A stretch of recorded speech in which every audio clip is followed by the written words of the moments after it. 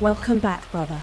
This content is for those genuinely interested in men's rights. It covers complex, controversial topics that may not suit the general audience. If you're not part of the men's rights community, this video isn't for you, so feel free to tune out now. I'm Sophie Marie Eve Riker, advocating for men's rights in a world that often overlooks their value. Like my father, I oppose divisive ideologies like feminism and wokeism that undermine fairness. My mission is to honor the sacrifices of men, fathers, providers, and individuals who are too often vilified. This is about justice, balance, and truth. Together, we can restore respect and equality. Please like and subscribe if you appreciate this video, as it will help get the word out to those who need it. Thank you. Please relax and enjoy. This is an excerpt from Women's War, the Battle for Male Submission. Women's War, the Battle for Male Submission is an ebook available in all good stores. I didn't set out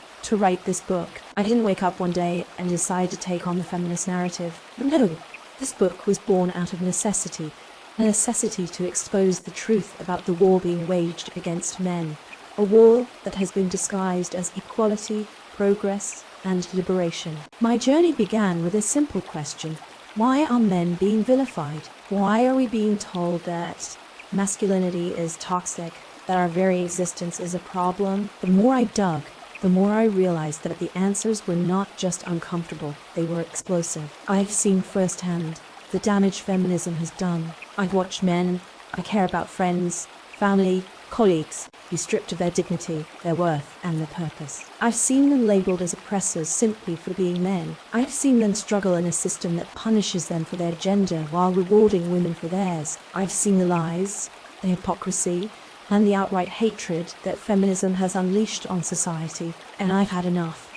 This book is for the men who feel like they've been left behind, who feel like they're constantly under attack, who feel like they're being told to apologize for simply existing. It's for the men who are tired of being told that they're the problem, who are tired of being told that they need to change, who are tired of being told that they're not enough. This book is for the men who want to reclaim their masculinity, who want to understand the truth about women's war on men, and who want to take back control of their lives. But let me be clear, this book is not for everyone. If you're a die-hard feminist, if you believe that men are the root of all evil, if you think that masculinity is toxic, then this book is not for you. Put it down, walk away, go read something else, something that will reinforce your beliefs, something that will make you feel good about yourself. This book is not here to coddle you. It's not here to make you feel comfortable. It's here to expose the truth, no matter how uncomfortable that truth may be. For those of you who are still here, who are ready to face the truth, who are ready to take back your masculinity, then this book is for you. I have spent years researching, analyzing, and understanding the feminist narrative, and I've come to one inescapable conclusion: feminism is not about equality. It's about power. It's about control. It's about the systematic dismantling of masculinity and the elevation of women at the expense of men. In this book, I'll take you through the history of feminism, the lies it's told, the damage it's done, and the truth it's tried to hide. I'll show you how women's evolved dual mating strategy has shaped modern relationships, how feminism has become a hate movement against men, and how cultural Marxism has been used to further the feminist agenda. I'll expose the hypocrisy of feminist dogmas, the lies behind the oppression narrative, and the real history of male-female collaboration. I'll show you why men are the true victims of violence, why their suffering is ignored, and how you can resist the feminist narrative and reclaim your masculinity. This book is not just a critique of feminism.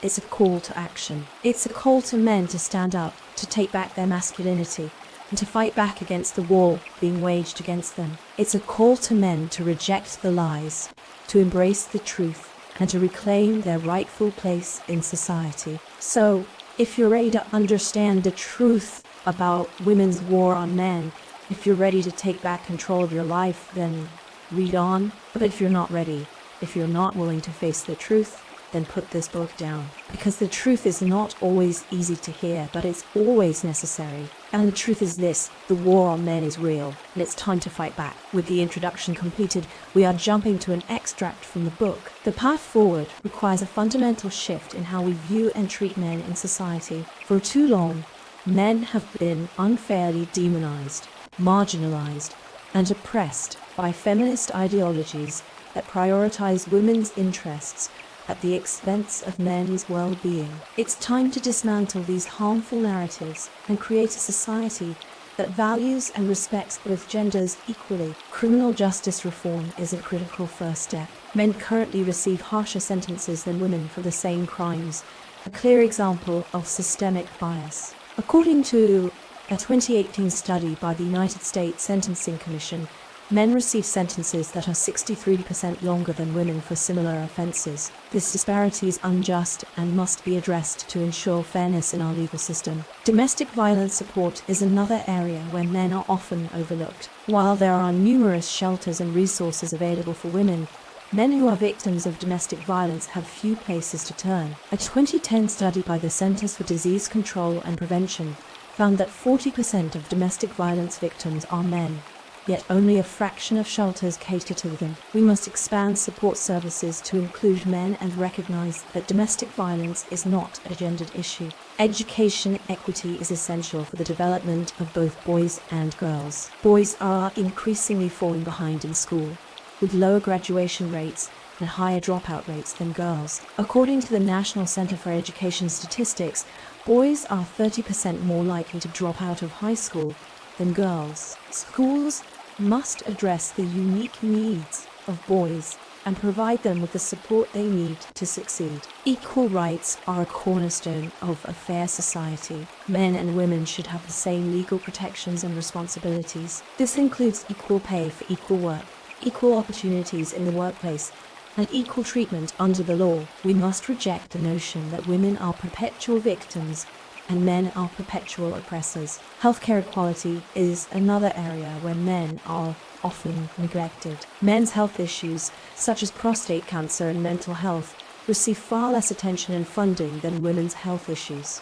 According to the American Cancer Society, prostate cancer is the second leading cause of cancer death in men, yet it receives only a fraction of the funding that breast cancer does. We must prioritize men's health and ensure that they receive the care and support they need. Legal protections are essential for ensuring men's rights. Men require safeguards against false accusations and paternity fraud, which can cause severe harm. A 2016 study from the University of Michigan revealed that 1 in 10 men who take paternity tests find out they are not the biological father. This breach of trust can result in emotional and financial devastation. Implementing legal protections is necessary to address these injustices. Media reform is necessary to promote balanced portrayals of men and women. The media often perpetuates harmful stereotypes that portray men as violent and women as victims. This not only reinforces negative attitudes towards men, but also undermines efforts to achieve true gender equality.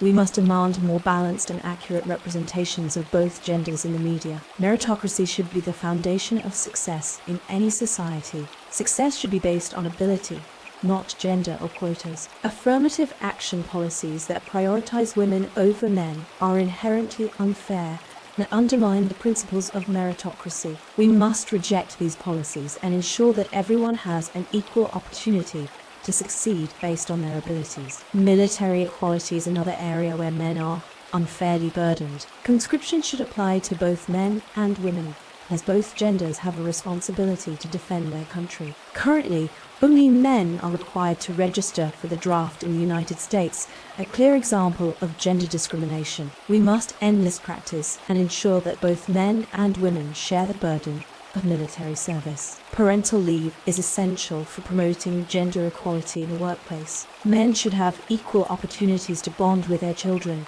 and share in the responsibilities of parenting. Currently, many companies offer more generous parental leave policies for women than for men, reinforcing traditional gender roles. We must advocate for equal parental leave policies that allow both parents to take time off to care for their children. Public awareness efforts are vital for advancing fairness and equality for both genders. We need to confront damaging narratives that frame men as oppressors and women as victims. These efforts should emphasize the value of fairness and equality and motivate people to reject discrimination based on gender. Shared parenting is essential for the well-being of children in divorce cases. Divorce laws should prioritize children's well-being over mothers' financial gain. Currently, mothers are often awarded primary custody in divorce cases, even when fathers are equally capable of providing care. We must reform divorce laws to ensure that both parents have equal rights and responsibilities in raising their children. Workplace fairness is another area where men face discrimination. Men should not face discrimination in female-dominated fields such as nursing and teaching. According to a 2019 study by the Bureau of Labor Statistics, men make up only 12% of nurses and 24% of teachers. We must challenge the stereotypes that discourage men from pursuing careers in these fields and ensure that they have equal opportunities to succeed. Moving forward, we need a basic change in how we see and treat men in society. We should stop the damaging ideas spread by feminist beliefs and build a society that values and respects both genders the same. By tackling problems like criminal justice reform, domestic violence support, education equity, equal rights, healthcare equality, legal protections, media reform, meritocracy, military equality, parental leave, public awareness, shared parenting, and workplace fairness, we can make a more balanced and fair society for everyone. Thank you for listening. Thank you for your interest in Women's War, the battle for male submission, available in all good bookstores. Please like and subscribe. Thank you and God bless.